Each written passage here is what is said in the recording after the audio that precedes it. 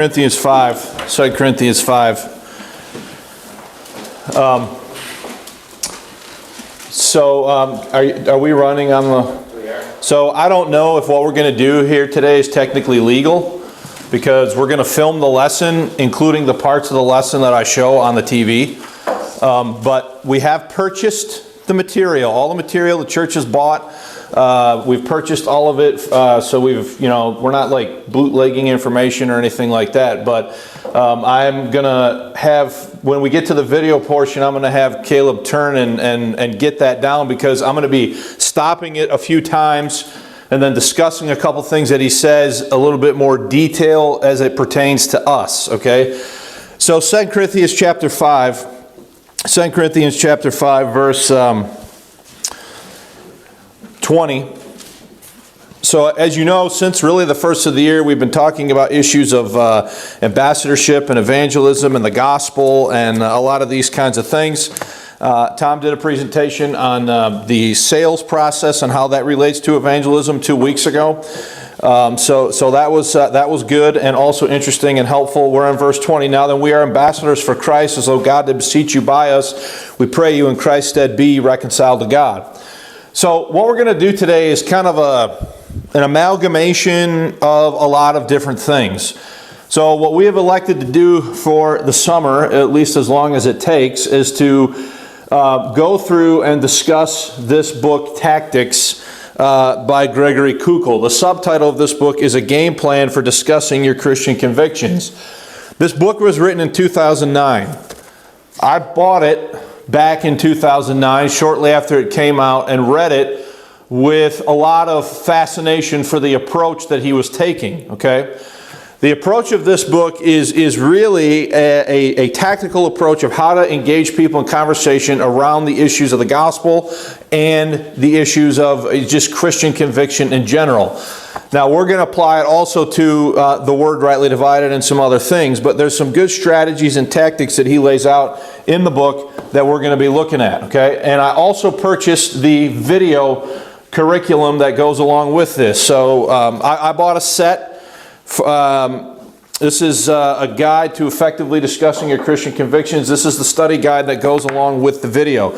So we're going to be following this over the next few weeks. There's 6 videos on here, but I'm thinking some of this we might take a look at a little bit more. I also was telling you not long ago about a book that I had at one point and loaned out and never got it back, and that's called Why Good Arguments Often Fail. So I also repurchased this, and I'm going to be using this periodically to supplement some of the things that Kukul is going to be bringing up in Tactics. Okay, so I think I got to everybody, or most of you, and asked you to read chapters 1 through 2 before you came to class today. Ideally, I would have had you read chapter 3 too, but I didn't think he got that far in the first session, but apparently he does. So we'll get to all of that later. So in the study guide here that comes with the DVD, there are some interesting scenarios and things that he gives you to kind of go along with this. So I want to start. Before I do, let me just say, this man is not a mid-Acts Pauline dispensationalist. He does not use the King James Bible. Okay, so obviously, when it comes to the issue of the Bible that he's using, and when it comes to the issue, I haven't seen anything in the first one that I thought was necessarily objectionable or anything along those lines. But I'm going to be using this material as a guide and then interjecting into it sort of how I think this relates to or pertains to us. Okay, so we're not just going to go straight up off of what he says. We're going to be looking at some different things and trying to make some connections here for how we should think about some of these tactics. Okay, so I want to start here. So here's the discussion question. All right, when I think about discussing Christianity with non-believers, I relish the encounter. B, am willing but nervous and uncertain. C, it scares me but I try anyway. Or D, I try to avoid it. So let me read those again.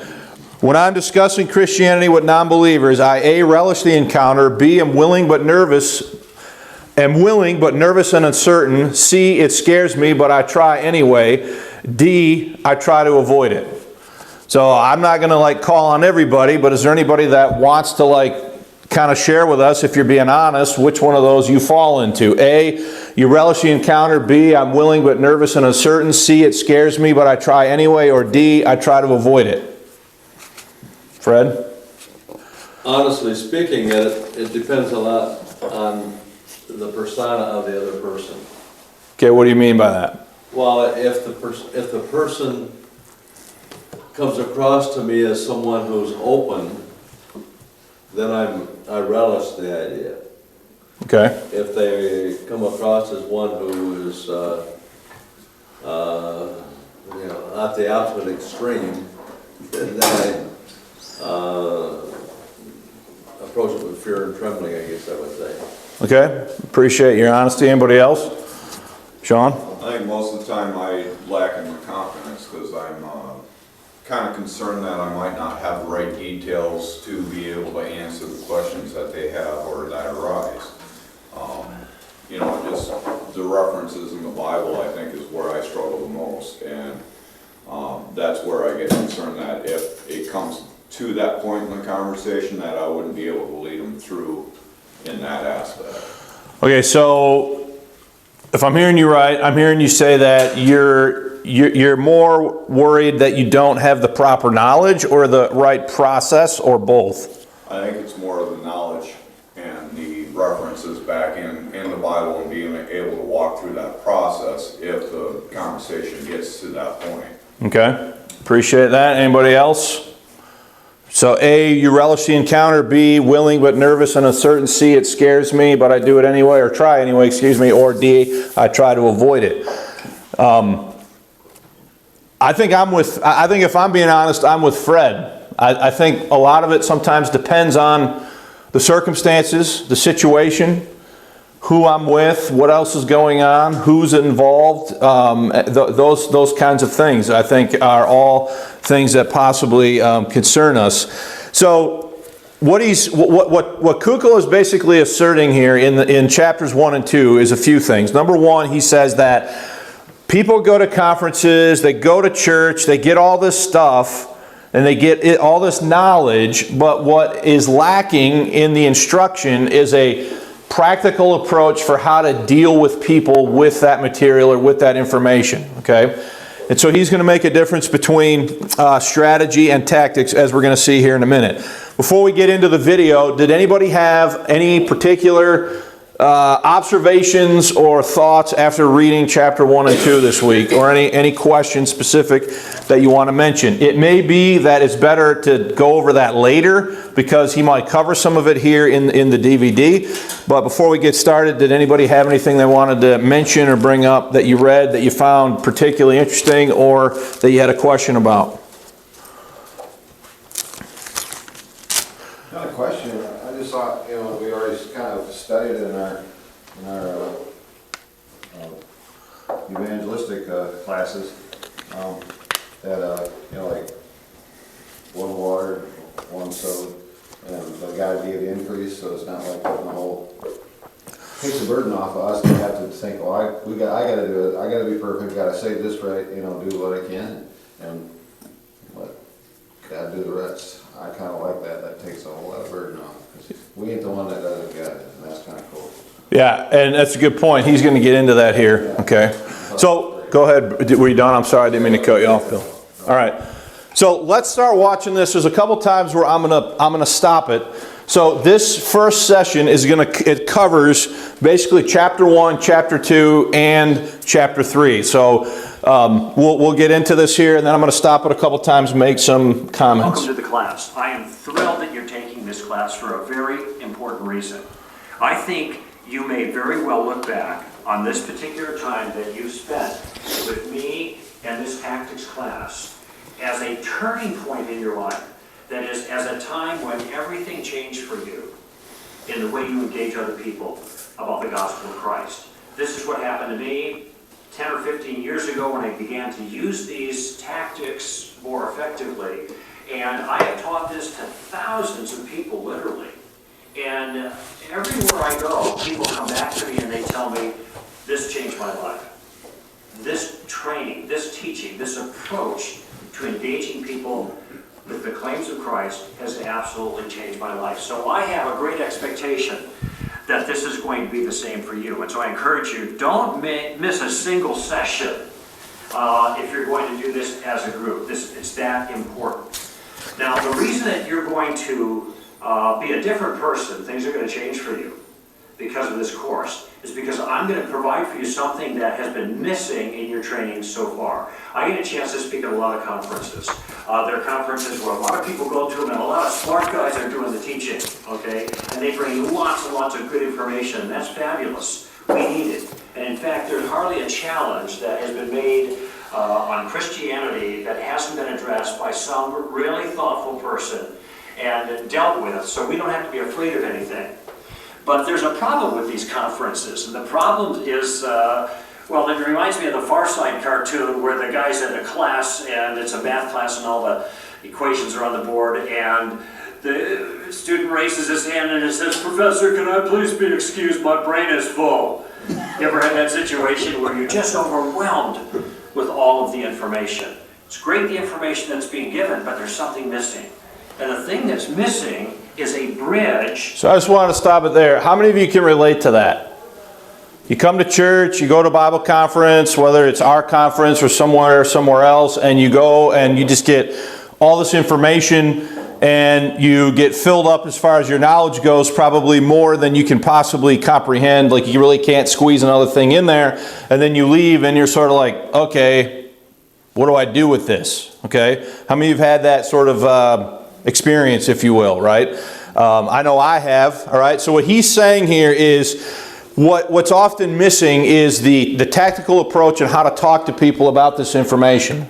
From the content to the conversation, a bridge from the scholarship to the relationship. How do you take all of that stuff that you've been learning and get it in play in a productive way in a conversation?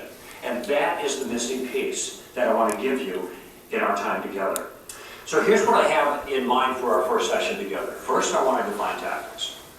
I want to tell you what they are, how they're used, and I want to warn you about a danger in using a tactical approach. Okay? The second thing that I want to do is I want to suggest a significant change in the way you approach what we usually call evangelism. Okay? A different way of looking at it.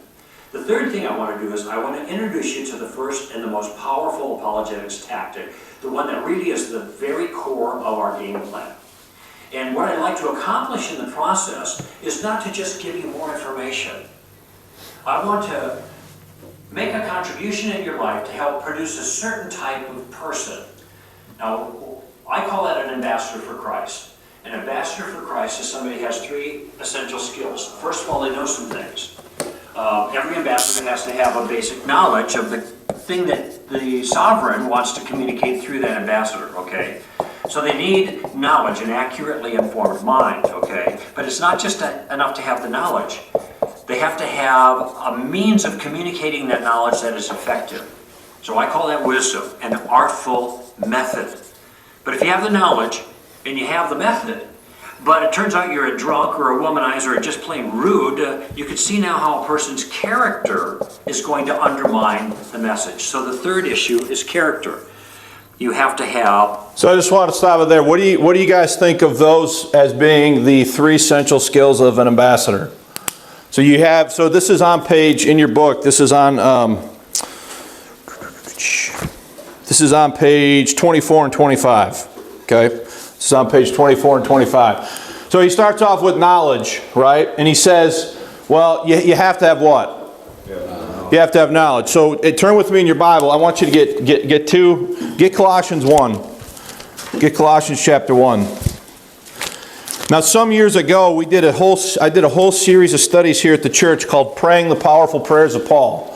And all we did was we studied the way Paul prayed as an example to us, right? So you think about how Paul prays, and you think about what he just said. Now, he's not saying it exactly the same way I'm saying it. He says there's three essential skills to a 21st century ambassador: knowledge, wisdom, and character, right? If you look at what Paul prays, Look at Colossians chapter 1, look at verse 9. He says, "For this cause we also, since the day we heard it, do not cease to pray for you." Okay, now watch.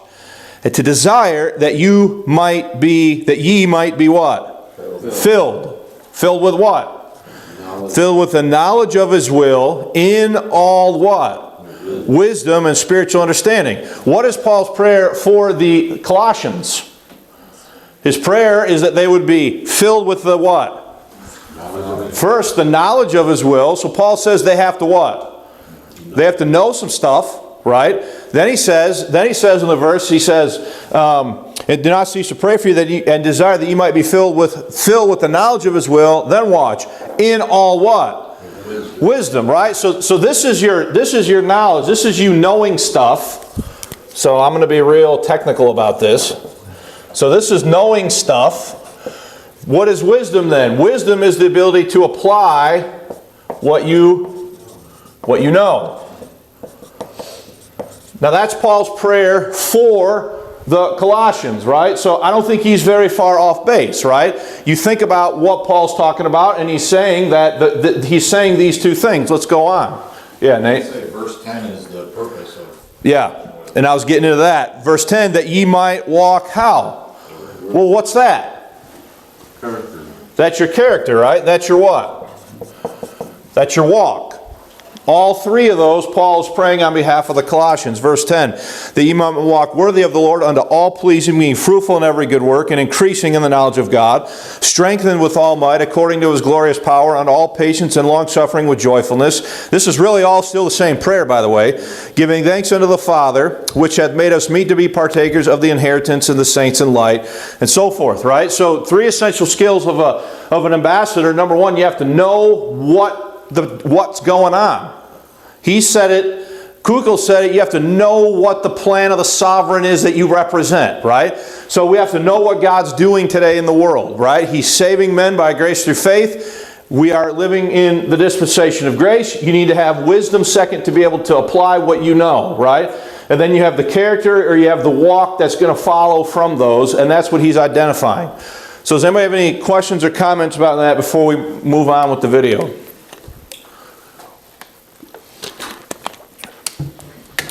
So do we all see that what he's saying in those 3 points seems to make sense as far as conducting ourselves as ambassadors? An attractive manner. This course focuses in principally on the second element of being a good ambassador, the tactical skill of engaging people in conversation. So let me pause for a moment and talk about the difference between tactics and strategy. You hear these terms being used in military circumstances and conversations and the like. There is a difference between the two of them, and especially as we engage other people with the claims of Christ, we want to think of these two different things. Strategy kind of involves the big picture.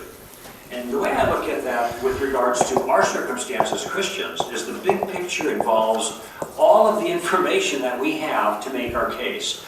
Whether we are defending against a challenge to Christianity, we call that sometimes defensive apologetics or negative apologetics, if you will, or whether we're making a positive case for Christianity, and some call that positive apologetics. In either case, we have the goods. We have the best content, the best information, we have the best worldview, the one that makes the best sense of reality. And so we have the goods. That's the big picture. But how do we get the goods into play in a conversation with people? And this is what I was talking about a few moments ago when I talked about the bridge. This is where tactics come in. Because tactics, simply put, are about how we take those resources that we have at our disposal and we put them into play to maneuver in conversations. Now, I got to offer a warning here because there is a downside here. These tactics are very, very powerful. That means that you can use these tactics if you have ill will to make people look foolish and stupid and that kind of thing. And this isn't the purpose. The tactics are not tricks. They are not slick ruses. They are not clever ploys to destroy non-Christians or force them to submit to your own point of view. They are not attempts to belittle or humiliate or to gain notches in our spiritual belts. This is not what we're about. This is not our spirit here. Okay? Instead, what I So I want to go to 1 Timothy chapter 2. Along the lines of thinking about the difference between strategy and tactics. Now, this discussion, he has this discussion on page. It kind of goes a little bit different order. This stuff is in chapter 1, where he's talking about the difference between tactics and strategy. Okay, so when I was taking my master's degree in military history, I had an entire class bored me to death about the history of military tactics and strategy. Okay, so we had to read page after page after page of military theorists talking about how to conquer someone. All right, and they just go on and on and on, right? And I had to take, and in that class we looked at the so-called Western way of war versus the so-called Eastern way of war. All right, and whether or not, and the point was to think through whether or not there was a cultural difference between how Western Europeans approached warfare versus how, say, people of Asian descent approached warfare, right? So you've all probably heard of the book by Sun Tzu, The Art of War. I mean, you've heard of that book. You might not have read it, but you probably have heard of it, right? Well, we had to read that book as well as all these other things, and it was very interesting, right? So when you read the Asian military theorists, and I'm not saying this in any way to be uncharitable or unkind to Asians, they thought of it a lot differently, okay? They would make a statement in their book, something along the lines of, if your enemy is united, divide him. And that's it. That's all they would say, okay? Whereas when you read the Western stuff, they would go on for page after page after page after page of explaining how to do that, okay? Now, you think about strategy as the big picture. Look at 2 Timothy chapter 2, okay? If strategy is the big picture, here is the strategy. Verse 4, who will have all men to be what? Saved. What are the two things God wants? He wants all men to be what? Saved. And what's the second thing in that verse he wants? Come to the knowledge of truth. He wants them to come to the knowledge of what? So as we think about our role as ambassadors, what is the strategy that we're trying to accomplish? We're trying to accomplish, number one, to have all men be what? Saved. And what? Once they're saved, then what? Then we want them to come to the knowledge of the truth, right? So what are some things under strategy that would entail, okay? Well, that entails Paul's what? That entails Paul's gospel, right? That entails understanding the mystery. That entails understanding some dispensational truth. I'm going to include here, that's going to include issues related to the Bible. What Bible? I'm going to include in that, for us, the issue of the King James Bible. Then fourth, I'm going to include here the issues of the grace life. Idea of total forgiveness. Some of these issues related to intervention, how God's working today, right? So when we think about the strategy as the big picture of what we're trying to be accomplishing as ambassadors, Paul's telling you what that is there in 1 Timothy. It's essentially two issues. It's number one, to have all men be what? Saved. Number two is to have people come to the knowledge of what? Truth. The truth, right? So that's the big picture. These are things that you're going to need to have in your working what?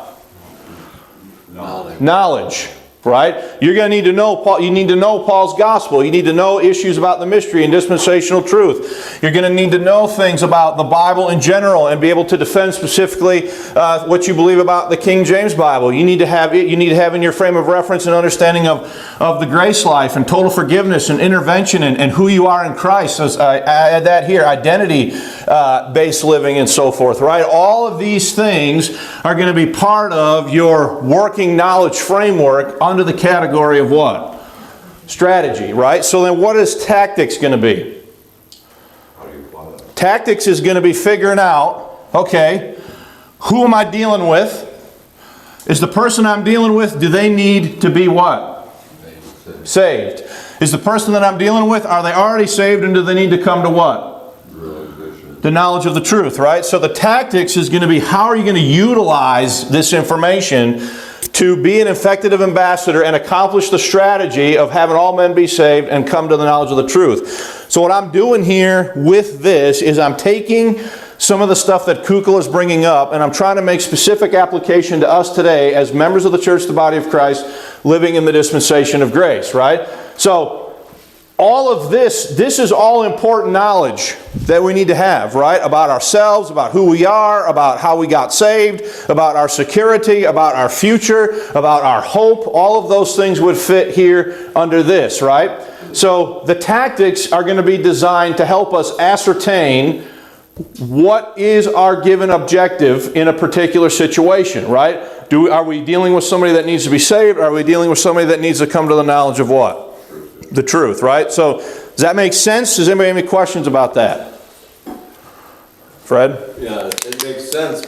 I think one of the things we have to be careful of is don't put the cart before the horse. If a person is ascertained that he's not saved, work toward that objective before getting into... I agree. That's what I'm saying, right? So as you encounter a person, you have to figure out where does this person fit? Is this a believer who's confused? Right. Or is this an Unsafe person. An unsafe person, right? So once I've ascertained that, is that going to impact how I go about dealing with that person? Okay? There are a lot of people who are saved people who don't understand anything about their identity, don't understand anything about total forgiveness, don't understand anything about intervention. And these types of things. Or we could throw in here the will of God, or a bunch of other practical, or prayer, or a bunch of other practical topics, right? So all of this is going to form your knowledge base, okay? The stuff that believers... So all this information is, going back to what he said in the video, all this information is typically imparted at church and Bible conferences and that kind of thing, right? But then you leave without any discussion of what? The tactics of how to do it, okay? That's kind of what he's getting at. So other than Fred, did anybody have a question or a comment? Okay, let's look at the next section. Teaching you are tactical maneuvers and conversations that will actually help you to manage the conversation, not to manipulate people. It'll help control the circumstances that you're in, not coerce people. We're not forcing our views. We're offering arguments. We're seeking to persuade people, okay? We want to finesse them, not fight with them, all right? We want to use our tactics to maneuver and navigate through the minefields that we invariably are going to encounter when we're talking with other people about our convictions. Basically, the point of the tactical approach is to put you in the driver's seat, okay? We'll revisit that notion a number of times, but I want to teach you a technique that will allow you to stay in the driver's seat yourself. So now we know what tactics are and what they're not. And I want to talk next about an insight that has completely changed my approach to conversation with other people. A number of years ago, after having, long seasons of frustrating engagements with others, it became clear to me that I was using the wrong approach. And the insight that helped me out here was simply this. Before there can be any harvest, there's always got to be a season of, let's just call it gardening, okay? And this is so important, I want to repeat it. Before there can be any harvest, there always has to be a season of gardening. And you think about it, virtually no one anymore goes from 0 to 60 overnight. They don't get introduced to the gospel and then become a Christian right away. That almost never happens, especially in our communities right now. Those kinds of important decisions take lots of time. And I want you to think about what Jesus said in John chapter 4. This is the woman at the well, and it's a very popular passage, and it's a great conversation Jesus has. But sometimes we miss what he said afterwards. And in fact, it was about a year and a half I was reading this passage, and all of a sudden it jumped out to me. This other part, and how well it fit into what I'm talking about here. Jesus had talked to the woman at the well. She went off to Sychar to tell everybody what this man had told her, bring them to see him. The disciples came, they were out getting food. Jesus says to them, you are about to reap where you did not sow. In other words, there are other people who did the heavy lifting, you're going to get the easy pickings. He said, and in fact, he said, you say there are 6 months or 4 months and then comes the harvest. He said, look, the field is ripe for harvest. And he's probably indicating that particular field. I don't think he meant that every field is always ripe for harvest, but that field was. And he's probably referring to the white robes coming across the field right then, being led by the woman at the well. And then he says this, so that the one who reaps and the one who sows can rejoice together. Do you see that? There are two different kinds of workers. There are sowers and there are reapers. There are two different seasons. There are sowing, gardening, if you will, and reaping. But there's one team. And frankly, when I look back at my life, I realize that I've really been a gardener most of my life, whether it's with radio or TV interviews or lectures or what I do in my public presentations. I'm gardening. I'm not harvesting. That's not my skill. And some of you are frustrated because you realize, boy, harvesting is what it's all about. That's what you think. That's the model of evangelism that we've received. But we're in a period of our time now where people need a lot more time during the gardening phase before they're ripe and ready to harvest. And when they're ready, of course, the harvest is easy because you bump up against the fruit and it drops into the basket. That's simple. The hard work is in the gardening. And since we probably need more gardeners than we need more harvesters, chances are pretty good that you are not a harvester, you're a gardener. And you've been frustrated because you're not a good harvester, you're not good at closing the deal. It makes you nervous, and I understand that. And so you sit on the bench, and you're not involved. You didn't realize that maybe you're just a gardener, and that's the role that you play. Harvesting is easy when the fruit is ripe. It's part of our job, as is part of our team, to do the gardening. Okay? So I'm a gardener. I'm not a harvester. I suspect most of you are as well. And as such, understanding that there's always a season of gardening that's necessary before the harvest, I have modified my own goal. My goal when I go out is not to try to win that person to Christ. And it may not even be to get to the gospel, because sometimes there's all kinds of stuff that have to be dealt with before people will take the gospel seriously. I have a different goal. And I encourage you to adopt the same goal. And what is that goal? So whenever I speak to a non-Christian audience, I have a different goal in mind. And I let them know this goal right up front. I say to them, I'm here tonight because my life has been deeply changed by an ancient teacher. His name is Jesus of Nazareth. And 40 years ago or so, when I was a student at UCLA, I began to think about the claims that Jesus made about himself, about the nature of the world, and the claims that he made on my own life.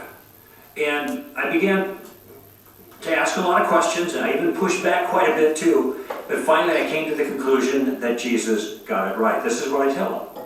And so I began to follow him. Now I say, I'm not here today to convert you. That's not my goal.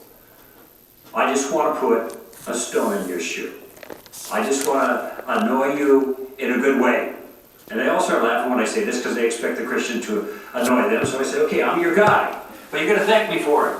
I just want you walking out of the auditorium tonight, kind of something I said bothering you, sticking at you. I want you to see that Christianity is worth thinking about. And if I can put that stone in their shoe in the lecture that follows, then I'm happy. I'm going to do a little gardening. Because I know that we got a whole team of people and a lot of them are gardeners. And I'm going to do a little, you do a little, others do a little, and then when the fruit is ready to be harvested, God's going to bring a harvester, somebody who's capable, into their life to accomplish that particular goal. So, all right, so get 1 Corinthians 3 and 2 Timothy 4. So, Bill, you kind of brought this up a little bit at the beginning of the lesson. What do you make of what he's saying about if you could accomplish this, then you've done something good? Okay, this could be a controversial thing to me. of how you think about this. I can conceive that there might be some believers who are like, no, you need to be pressing for a decision every time you encounter somebody, and you know, seeking to be a closer every time that you have a conversation with somebody about the truth. What he's saying, and the way I understand him, and the way I understood it when I read the book almost 10 years ago, was, listen, if you give them something to think about that they cannot ignore, the chances of them coming back to you to find out more information are extremely high, even if you in a given conversation cannot or don't have time, or the circumstances won't allow for you to take them all the way through. You need to at least have the goal of giving them something to think about. Okay? So Bill, what do you make of that? Do you agree with that? Do you disagree with it? I mean, I'm not saying that's the gospel truth or whatever. It's this man's idea. So what do you think about that? Plant seeds. That's what he's right, I think most people do. You know, you can say, I trust in the death, burial, and resurrection of Christ, and he's my Lord and Savior. He paid for all my sins. Thank God.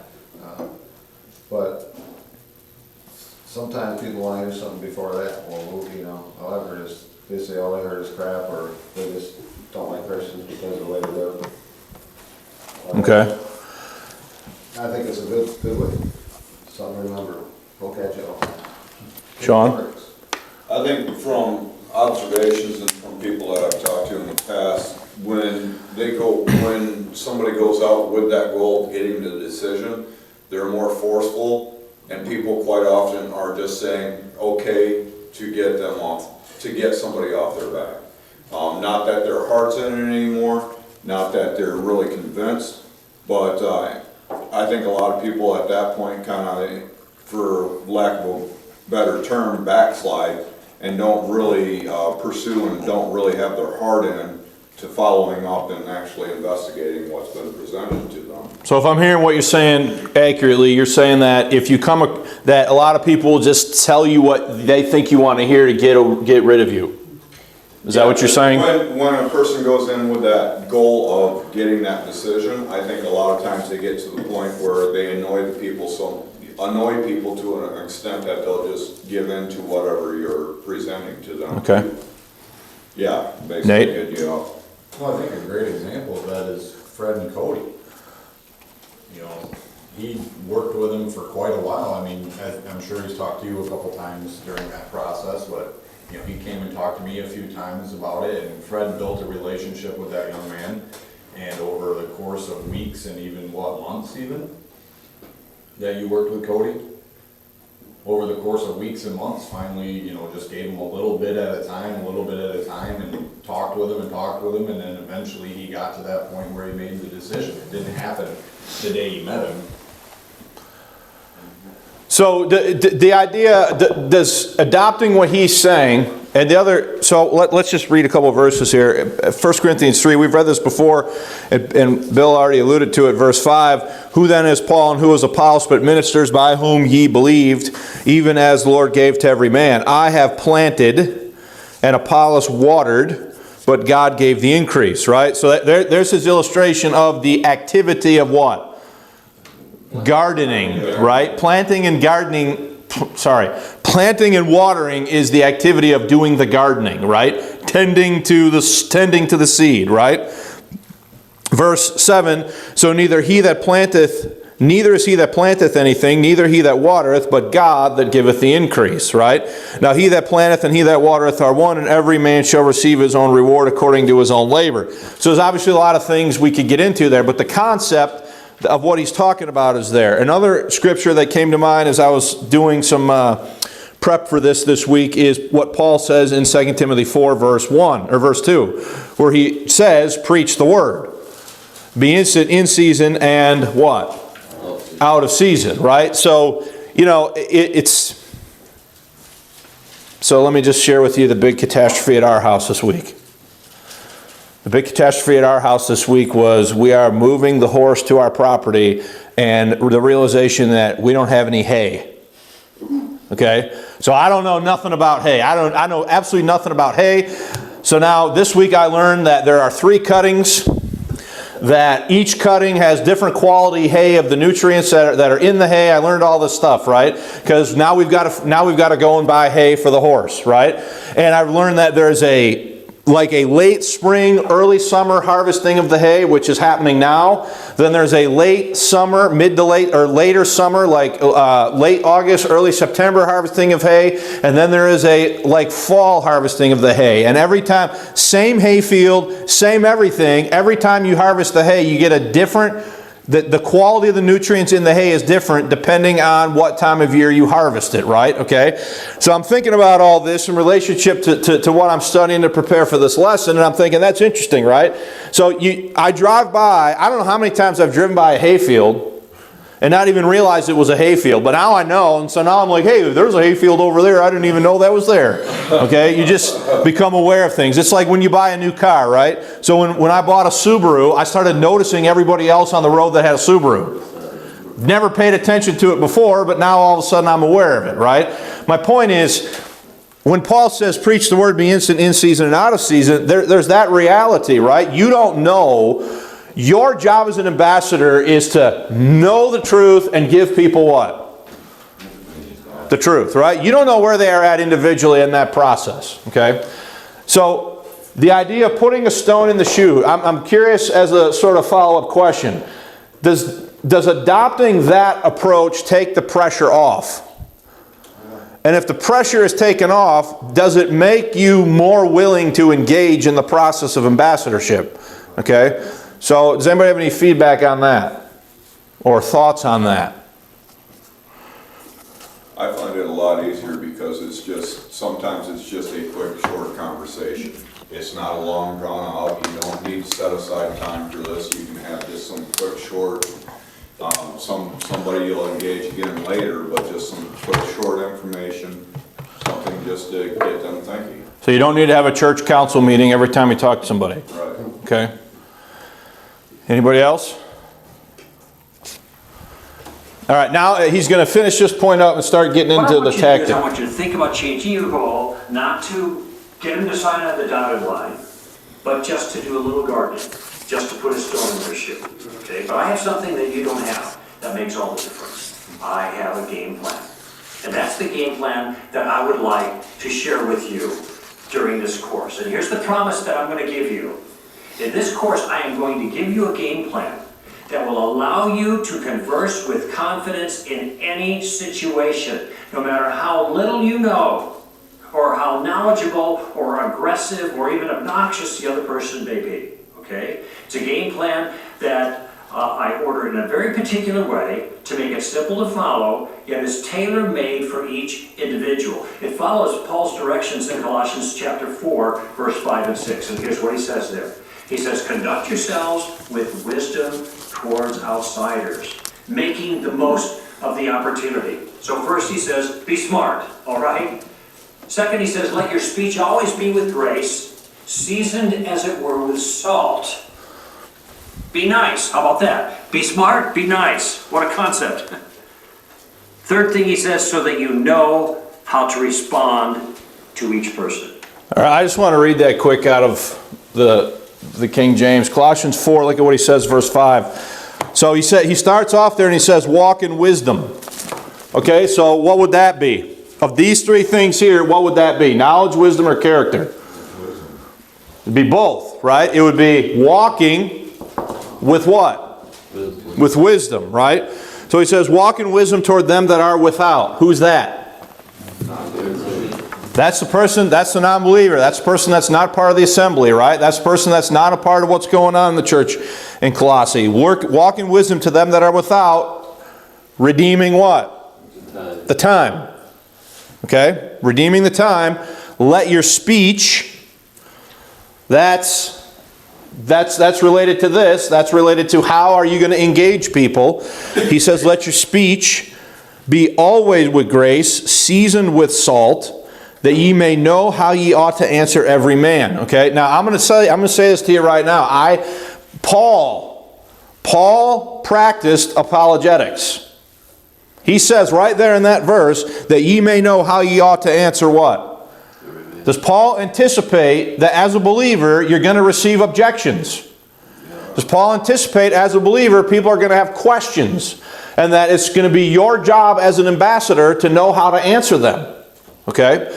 So even though we're using this curriculum and we're kind of going through this, and I'm sort of slotting stuff in here where I feel it's appropriate and beneficial, the idea behind this is not something that is foreign to what Paul did and what Paul is instructing the Colossians here. He says again, verse 6, let your speech be always with grace, seasoned with salt, that ye may know how ye ought to answer every man. So people are going to have questions, they're going to have objections, they're going to have things that they want clarified, and now he's going to get into the first tactic of Columbo. Be tactical. Be smart. Be nice. Be tactical. Now let me give you an example of what I mean about employing this kind of tactical approach, trying to put a stone in someone's shoe, not going for the gold, but following Paul's advice there in Colossians chapter 4. A number of years ago, I was having a conversation with a young lady in a film place. My wife and I, this is before our digital days, we were having some film produced, and I noticed that there was a pentagram hanging from her neck. Now, a pentagram is a 5-pointed star. It's usually an occultic symbol, but I wasn't exactly sure what it meant for her, so I asked her. I said, does that jewelry have religious significance? And she said, yes, it does. The 5 points stand for earth, wind, fire, water, and spirit. So, okay, I've heard this before. I wanted to know whether it really had religious significance for her, and I asked her that question. She said, yes, I'm a pagan. Now, I'm a trained professional, so I'm, cool and calm. My wife never heard that before. When she heard the lady refer to herself as a pagan, my wife started to chuckle, and then she caught herself, and she said, I'm sorry, I didn't mean to be rude. I just never heard anybody admit it before. She'd only heard the word pagan used when her girlfriends would call her kids in, get in here, a bunch of pagans kind of thing. But the woman wasn't offended. She said, well, no, this is a earth religion. And she began to explain how in her earth religion, they respect nature and life and the like. And I realized at the moment I was talking probably to a witch. And so I asked her, are you Wiccan? And she said, yes, I am. And then repeated this notion about respecting all life. Now, I know a little bit about witchcraft, and they do respect life, and that means that most of the time they're pro-life with regards to the abortion issue. So I asked her that. Are you pro-life with regards to the abortion issue? She said, no, I'm pro-choice. I said, isn't that a little bit unusual for a witch to be pro-choice? And she said, yeah, it is. And then she said this. She said, I know I could never do that, referring to abortion. I could never kill a baby. Now, those were her words. Now, at Stand to Reason, we have training material about abortion, and we train people to make the case that abortion kills an innocent human being, baby killing if you like, but we don't use that kind of language. Because we don't want people to think we're advancing our case by using slick rhetoric, baby killer, that kind of thing. But now I'm not the one who is using that language, it's the witch, who is the pro-choicer, who's identifying abortion as baby killing.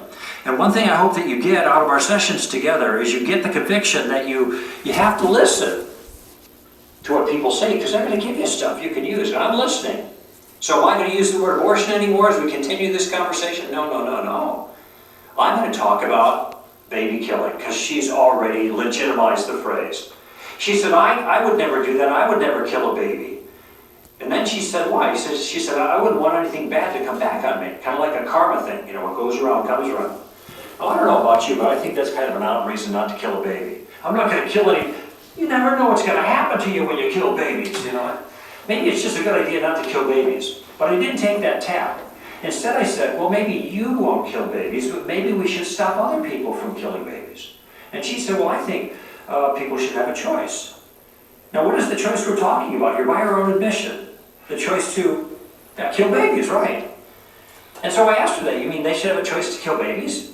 And she said, well, I think all things should be taken into consideration. I said, okay, well, what would be a good consideration to make it okay to kill a baby? And she immediately said, incest. Now, notice what's going on here. She is trotting out all the pro-choice slogans, right? But she's not thinking about it because she's already identified abortion as baby killing, so all of the pro-choice slogans are now slogans in favor of baby killing explicitly. And it's starting to sound a little weird to me, but she doesn't get it because she's just using slogans. People do this all the time. And Christians do this all the time as well, okay? So I wanted to get her off her stride a little bit. I'm asking questions. Finally, I said, let me see if I understand your view. If I had a 2-year-old that was standing next to me right now, who had been conceived by incest, on your view then, I should be allowed to kill this baby. Now this question stopped her in her tracks. And she thought about it for a moment, and then she said, well, I have mixed feelings about that. Now she meant it as a concession. I said, I hope so. So let's just talk about that conversation. This is also, he records, if you want to read it again, he records this on page 20 and 21 about the conversation with the witch in Wisconsin. But what did he do in that conversation? Just think about what he just described. What did he do? He asked her to justify what he... All he did was ask her what? Questions. That's it. Very simple. He sees the pentagram and he says, oh, what is that? Oh, well, this is my pentagram. It represents da da da da da. Oh, that's interesting. So does that mean you're a witch? Yes, I'm a witch. She freely admits what? She's a Wiccan. Nope. Okay, well, then he says, well, that's interesting. Well, then what do you think about this? And all he has done at this point is simply what? Ask questions. And in asking the questions, has he put a stone in her shoe about an inconsistency in her thinking? And all he had to do was what? Ask the questions. Okay, now he's going to kind of summarize that, right? Okay, so he's going to kind of go through what the pros and cons of that were. It's mixed, She said it as a concession, but it got her thinking, and I noticed that the line is growing behind me, okay? So I realized that now I am interfering with her work product. And had I been of a different conviction, I might say, look at folks, I haven't gotten to the gospel yet. Sit down, listen up, maybe you'll learn something. But I didn't do that. I realized that I'm a gardener. I do what I can. I put a stone in her shoe and then I move on and trust the rest to the Lord. And that's what I did there. Now I want you to notice something about that conversation. In that conversation I asked 9 different questions. I used questions to begin the conversation, to gather information from her. I used questions to exploit what I thought was a weakness. I saw her view, her inconsistency. I also tried to show the natural consequences of her view. On her view, I should be allowed to kill this little child who had been conceived by incest. And, well, I like to say she was doing all the work, because I wasn't doing any work, I was relaxed. But it turns out she wasn't doing any work either. She was relaxed, I was relaxed. There was no lines drawn in the sand, there's no dukes up, we weren't fighting each other. This is the power of using a tactical approach. This is exactly the way I want it. Now at Stand to Reason we have lots of different tactics. We have tactics with things like steamroller, taking the roof off, and just the facts, ma'am, and suicide. But there's one tactic that really is the core of the game plan. It's the best tactic that I've ever used. It can be used with other tactics, but it's the easiest tactic imaginable to stop a detractor in their tracks, to turn the tables, to get them thinking, and to put you in the driver's seat of the conversation. Remember, that's the place we want to be when we talk about tactics. We want to be in the driver's seat. And the tactic has a name, and the name is Columbo. Named after the famous Lieutenant Columbo, who always showed up at the crime scene wearing a trench coat like this, all wrinkled and messed up, looked like he slept in it, maybe he did, I don't know. I got mine at a Salvation Army, so if you ever get something at Salvation Army, my wife taught me always check the pockets, because you never know what you're gonna... Wait a minute. Oh my gosh, look at that! A cigar. See, Lieutenant Columbo, he always has a cigar. Look at it, this is just a plastic one, so don't worry, all right? No problems here. I actually hate cigars.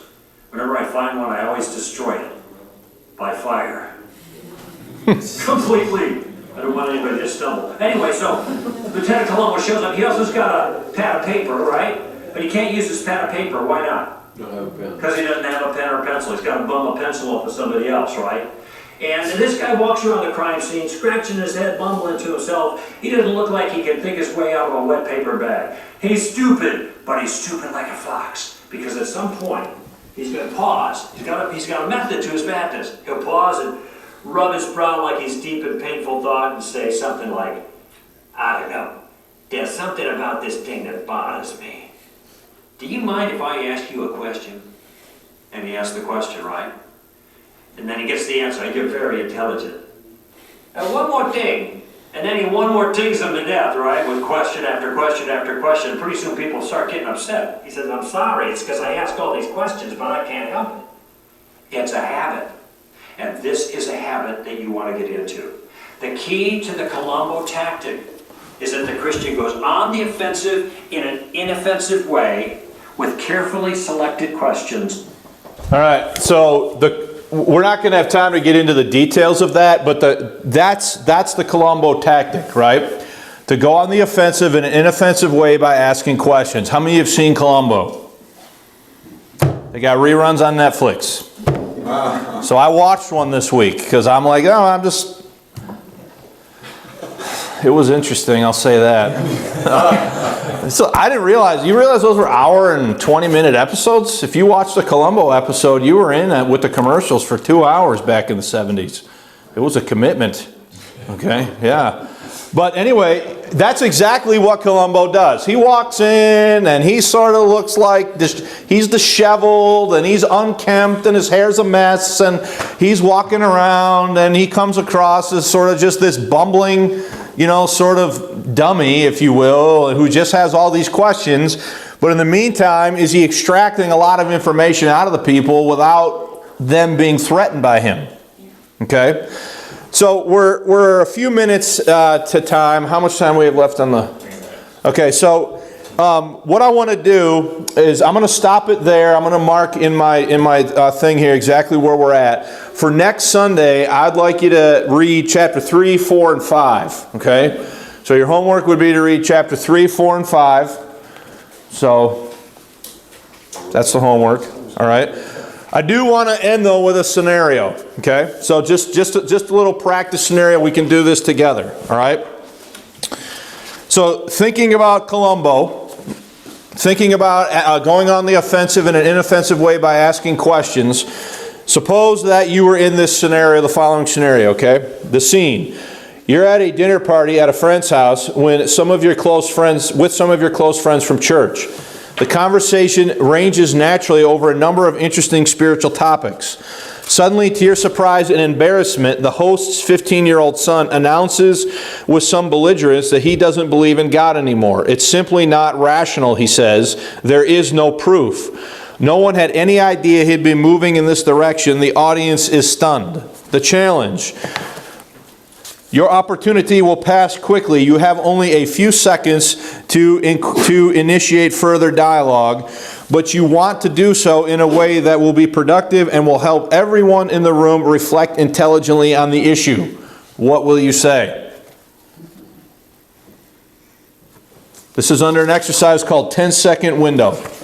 It's under the idea that somebody says something and you have a very short amount of time to what?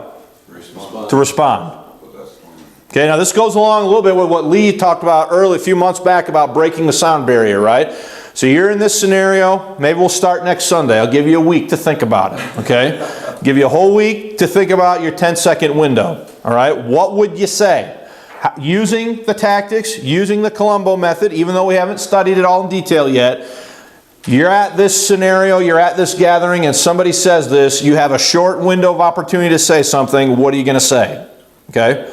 So I want to start our next class next week by hearing feedback on that question. Does that make sense? Does anybody have any questions or comments or thoughts as we wrap up this lesson?